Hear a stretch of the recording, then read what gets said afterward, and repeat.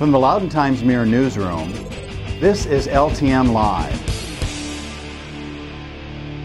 Sponsored by Charlestown Races and Slots, the hottest slots around.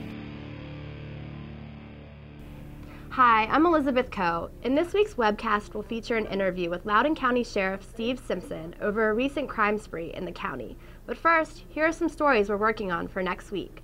Lyme disease cases in Loudoun make up half of those reported in Virginia. Should pit bull adoption be allowed at the local animal shelter? We'll preview plans for the Concord development at Routes 7 and 28. More on the controversy over plans to build 3 possible schools at the Wheatland Farm south of Lovettsville. Now here's Jana Wagner with Sheriff Simpson. Thanks for joining us, Sheriff Simpson. My pleasure. Your office recently made arrests in the brutal attacks of William and Cynthia Bennett in Lansdowne March 22nd, and in the process discovered a countywide crime spree. Can you tell us a little about how all of these events are connected and what led to the arrests?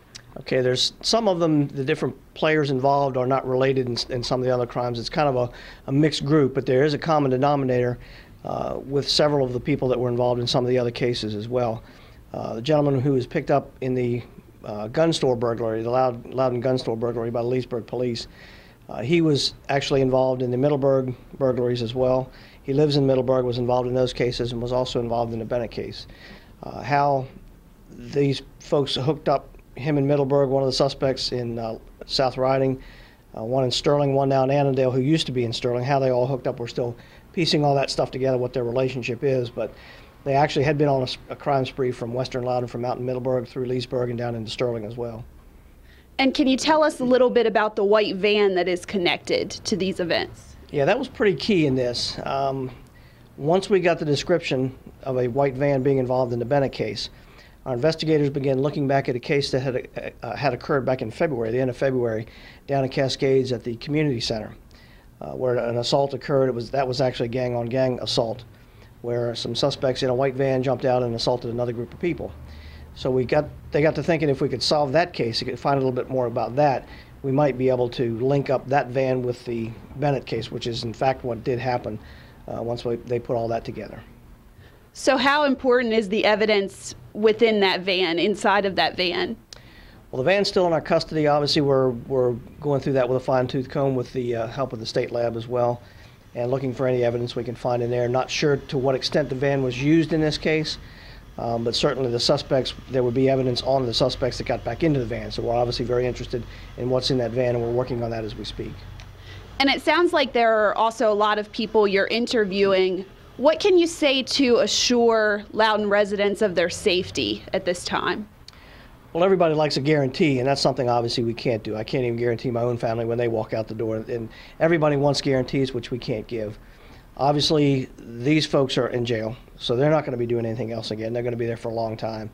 But there's no guarantees when you have random acts like this, which is what this was. There's no guarantees it won't happen again. Nobody likes to hear that. That's very unsettling, and this was very unsettling. It shook the whole community and the whole county as well. In addition, anybody who heard it on the news were taken aback by this case. And it's always easier when it's a targeted incident, because then you don't have to worry about it could have been me or it could be me next time.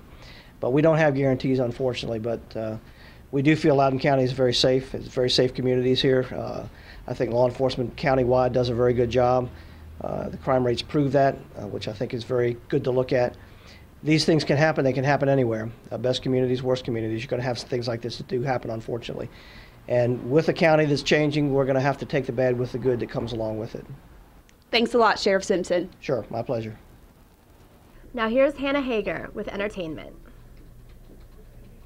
May 16th is Percival Heritage Day. At 11 a.m. at Fireman's Field, there will be live music, country dancing, an archaeological dig, and farming demonstrations. Also that weekend, May 16th and 17th, is the Spring Farm Tour. Participating farms and wineries will be open all day from 10 to 4 p.m. That's it for this webcast, and we'll see you next week on LTM Live.